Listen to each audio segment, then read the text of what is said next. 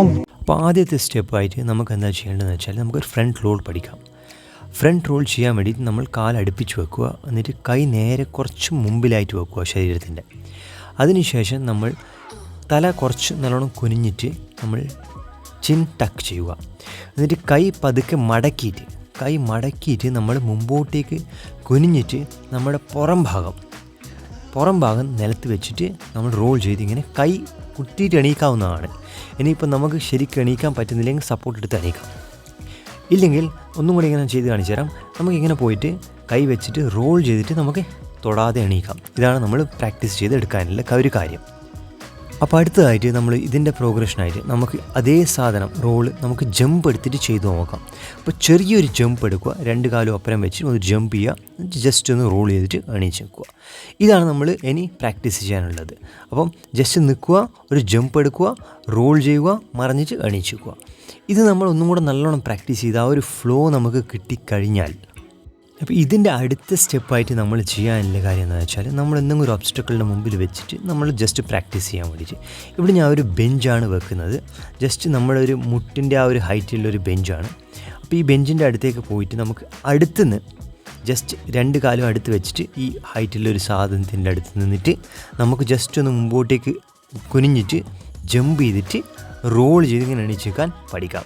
അപ്പോൾ ഈ ഒരു ഒബ്സ്റ്റക്കിൾ നമ്മൾ കടക്കാൻ പഠിച്ചു കഴിഞ്ഞാൽ പിന്നെ നമുക്ക് ഇത് ഈസി ആയിട്ട് ചെയ്യാൻ പറ്റും. അപ്പോൾ നമ്മൾ സൂക്ഷിക്കേണ്ട ഒരു കാര്യം മാത്രമേ ഉള്ളൂ. അത് മെയിനായിട്ട് വെച്ചാൽ നമ്മൾ ചിൻ ടക്ക് ചെയ്യണം. നമ്മൾ ബെൻഡ് ചെയ്തിട്ട് വേണം ചെയ്യാൻ വേണ്ടിയിട്ട്.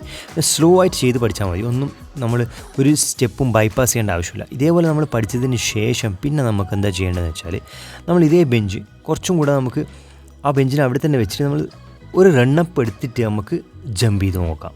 ഓക്കെ, അപ്പോൾ ആ റണ്ണപ്പിലേക്കൂടെ നമ്മൾ വരുമ്പോൾ നമ്മൾ കുറച്ചും കൂടെ ആ കോൺഫിഡൻസ് ബിൽഡ് ചെയ്യുകയാണ്. ഇപ്പോൾ വെച്ചാൽ ആ ജമ്പ് നമുക്ക് ചെയ്യാൻ പറ്റുന്നില്ല കോൺഫിഡൻസ്. അപ്പോൾ നമ്മൾ ഒരു 1, 2, 2 സ്റ്റെപ്പ് ജമ്പ് ചെയ്തിട്ട് റോൾ ചെയ്യുന്നു. അപ്പോൾ ഇതാണ് ഇതിൻ്റെ പ്രോഗ്രഷനായിട്ട് നമ്മൾ ചെയ്തത്.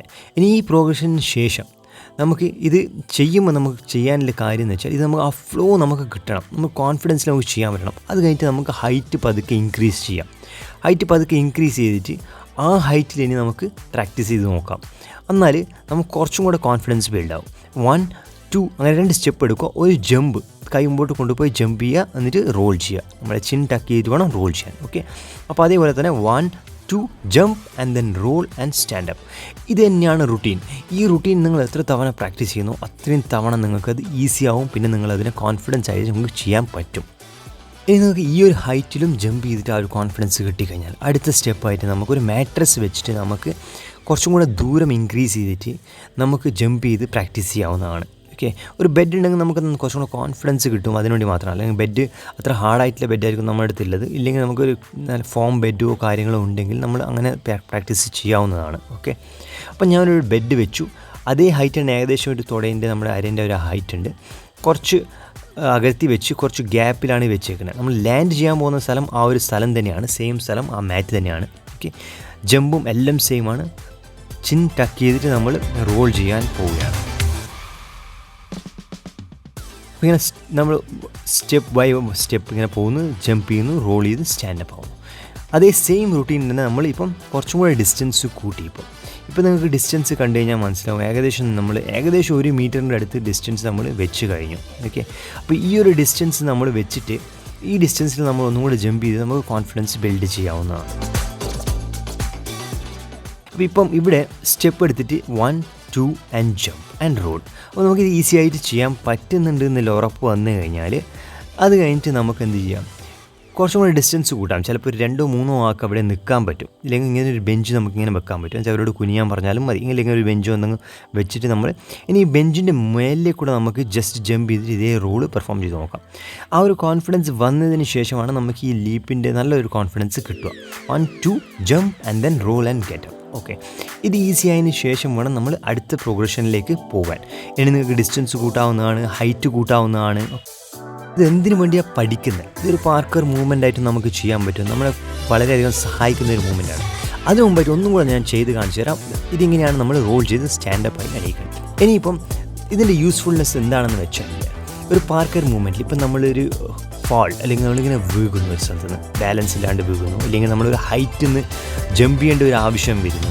ഓക്കെ, ആ സമയത്ത് നമ്മുടെ മുട്ടിനായാലും തുടക്കായാലും നമ്മുടെ ജോയിൻസിനായാലും ഡാമേജ് വരാതെ രീതിയിൽ വേണം നമ്മൾ ആ ജമ്പ് എടുക്കാൻ വേണ്ടി ഇല്ലേ.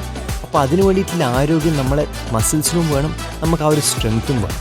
അപ്പോൾ ഇങ്ങനത്തെ ഒരു പ്രാക്ടീസ്, ഇങ്ങനത്തെ ഒരു ഡ്രില്ലൊക്കെ നമ്മൾ ഇടയ്ക്ക് ചെയ്ത് കഴിഞ്ഞാൽ നമുക്ക് സുഖമായിട്ട് അത് ചെയ്യാൻ പറ്റും. അപ്പോൾ ഇവിടെ ഞാൻ ജസ്റ്റ് ഒരു ജമ്പ് ചെയ്യാൻ പോവുകയാണ്. ജമ്പ് ചെയ്തിട്ട് അപ്പുറത്ത് ലാൻഡ് ആവും. ഇത് നമ്മൾ നോർമൽ ജമ്പിങ് ആണ്, പക്ഷേ ഞാൻ ജമ്പ് ചെയ്തിട്ട് ഡൗൺ ആവുന്നതുകൊണ്ട് അതിൻ്റെ ഷോക്ക് ഇങ്ങനെ അബ്സോർബ് ചെയ്യുന്നുണ്ട്. ഓക്കെ, അത് തന്നെ എനിക്ക് ഇനി ഹൈറ്റിൽ നിന്നാണ് ഞാൻ ജമ്പ് ചെയ്യുന്നത്, അന്നേരം ഞാൻ എനിക്കിങ്ങനെ റോൾ ചെയ്ത് എണീച്ചിരിക്കാൻ പറ്റും. ഈ റോൾ നമുക്ക് അറിയാവുന്നതാണെങ്കിൽ. അപ്പോൾ ഇതിനെ നമുക്ക് സഹായിക്കുന്ന കാര്യങ്ങൾ എന്താണെന്ന് വെച്ചാൽ നമ്മളെ മെയിൻലി ലോവർ ബോഡി എക്സസൈസാണ്. ഇത് ചെയ്യുമ്പോൾ മെയിനായിട്ട് നമ്മൾ ശ്രദ്ധിക്കേണ്ട കാര്യം എന്ന് വെച്ചാൽ നമ്മൾ ലാൻഡ് ചെയ്യുമ്പോൾ എപ്പോഴും ചിൻ ടക്ക് ചെയ്തിട്ട് വേണം ലാൻഡ് ചെയ്യാൻ. ഹെഡ് ഇഞ്ചുറി അല്ലെങ്കിൽ നെക്ക് ഇഞ്ചുറി പ്രിവെൻറ്റ് ചെയ്യാൻ അത് വളരെയധികം സഹായിക്കും. അതേപോലെ ലാൻഡ് ചെയ്യുമ്പോൾ പുറം ഉപയോഗിച്ച് തന്നെ ലാൻഡ് ചെയ്യണം. അതുകൊണ്ട് നമ്മൾ സ്റ്റെപ്പ് ബൈ സ്റ്റെപ്പ് പോവാണ് ഇത് പ്രാക്ടീസ് ചെയ്യാൻ. ഇനിയിപ്പോൾ ഞാൻ മേലെ നിന്ന് ഇങ്ങനെ ജമ്പ് ചെയ്യുന്നതൊന്നും കാണിച്ചു തന്നില്ല. നമ്മൾ മേലെ നിന്ന് ഇങ്ങനെ ജമ്പ് ചെയ്യുന്നു. അപ്പോൾ ആ ഒരു ജമ്പ് ചെയ്യുമ്പോൾ നമുക്ക് എങ്ങനെ രക്ഷപ്പെടാൻ പറ്റുമെന്ന് വെച്ചാൽ ഇങ്ങനെ ജമ്പ് ചെയ്ത് നമ്മൾ റോൾ ചെയ്ത് പോയി കഴിഞ്ഞാൽ നമുക്ക് നല്ല ഹൈറ്റിൽ നിന്ന് നമ്മൾ ജമ്പ് ചെയ്യുമ്പോൾ നമുക്ക് പരിക്കില്ലാതെ ലാൻഡ് ചെയ്യാൻ പറ്റും. അതാണ് ഇതിൻ്റെ ഒരു ഗുണം. അപ്പോൾ ഇത് നമ്മൾ എത്രത്തോളം പ്രാക്ടീസ് ചെയ്യുന്നു, ഈ റോൾ എത്രത്തോളം പ്രാക്ടീസ് ചെയ്യുന്നു, അത് നമ്മളെ വീഴ്ചയിൽ നിന്ന് നമ്മളെ സേഫ് ആക്കും. അപ്പോൾ നിങ്ങൾ ഇഞ്ചുറി കൂടാതെ ഒരു സ്റ്റെപ്പ് പോലും ബൈപ്പാസ് ചെയ്യാണ്ട് വേണം ഇത് ചെയ്യാൻ. ഇത് ചെയ്ത് നോക്കിയിട്ട് കമൻറ്റിൽ അറിയിക്കും നിങ്ങളുടെ അഭിപ്രായങ്ങൾ. അപ്പം എല്ലാവർക്കും ഈ വീഡിയോ കണ്ടതിന് വളരെയധികം നന്ദി. Please like and subscribe fighter channel for more such interesting videos.